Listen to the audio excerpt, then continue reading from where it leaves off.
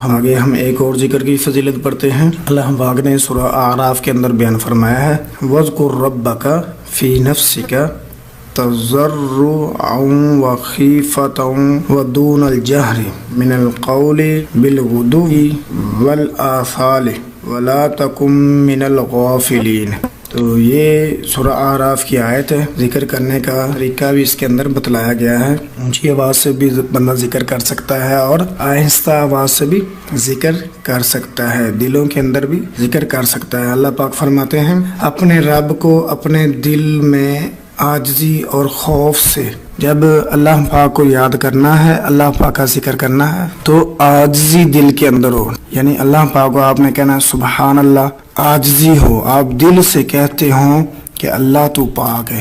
الحمدللہ کہنا ہے تو دل سے عاجز ہو کے کہنا ہے کہ تمام تعریفات اللہ کے لیے ہیں۔ اللہ اکبر کہنا ہے تو دل سے کہنا ہے کہ اللہ ہی سب سے بڑا ہے، یہ خیال کر کے۔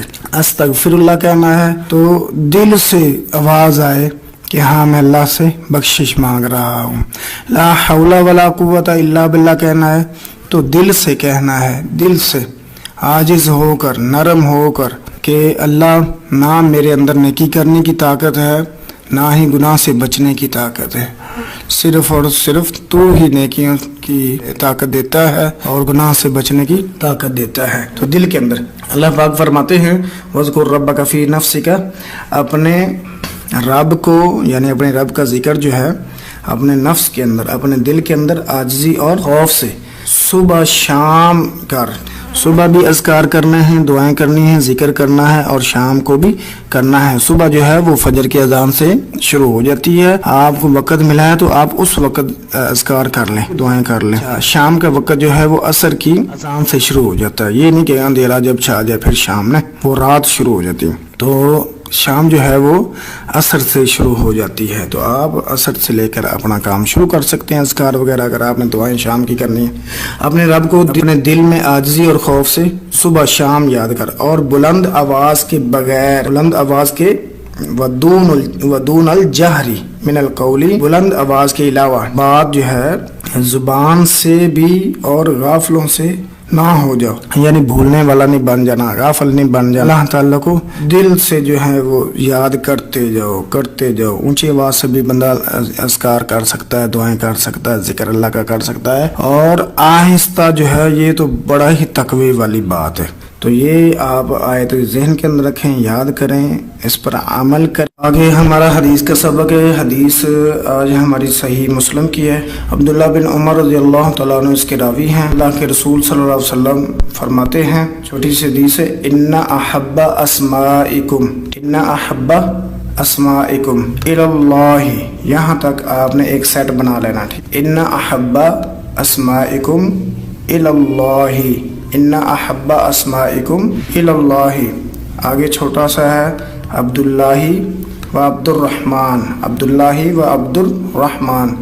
کتنی آسان حدیث ہے، ان احب اسمائکم اللہ عبداللہ و عبد الرحمن۔ ترجمہ، بے شک سب سے زیادہ اچھے، سب سے زیادہ محبوب، پسندیدہ نام جو تمہارے ہیں اللہ کے ہاں وہ عبداللہ اور عبد الرحمن ہیں۔ یہ ترجمہ بھی نیچے لکھا ہوا ہے، وضاحتی ترجمہ۔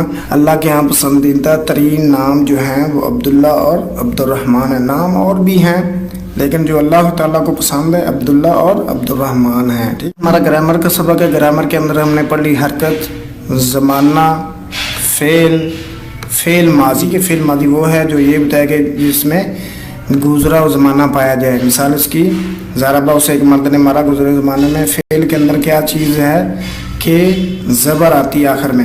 آگے ہمارا سبق ہے فعل مضارع۔ کیا ہے؟ فعل مضارع۔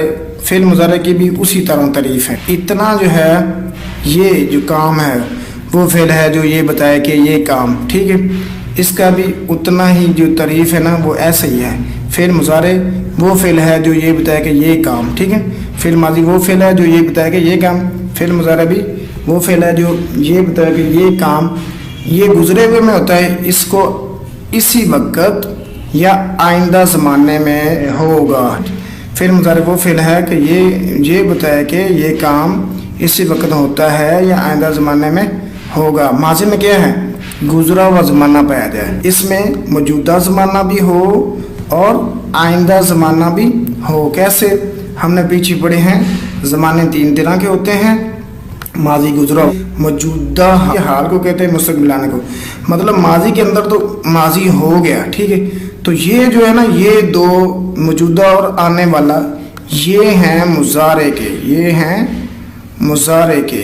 तो फिल मुजारे वो फिल है जो ये बताएगा ये काम इसी वक्त होता है या आइंदा ज़माने में हो। इसी वक्त यानी हाल इसी वक्त होता है या आइंदा ज़माने में होगा।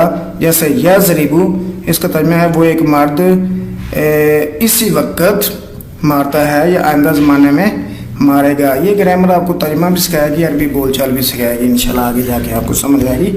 अभी तक तमहीद बांध रहे हैं। तो आगे वजाहत है, फ़ेल मुज़ारा के आखिर में पेश आती है, ठीक है। फ़ेल मुज़ारा के आखिर में पेश आती है, माजी के आखिर में ज़बर होती है और फ़ेल मुज़ारा के आखिर में पेश होती है। लेकिन ये ज़हन के अंदर रखना, फ़ेल मुज़ारा के आखिर में कभी कभी जज़म भी आ जाती है, ज़बर भी आ जाती है।